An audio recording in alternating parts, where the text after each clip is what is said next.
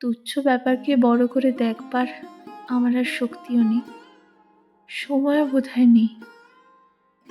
অশোকের চোখে জল এলো। বললে, আমি তোমায় শেষ করে দিলাম লীলা।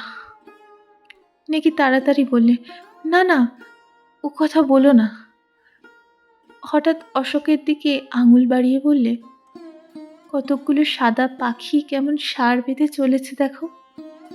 বক তো নয়, না, বুনো হাঁস। হাঁস?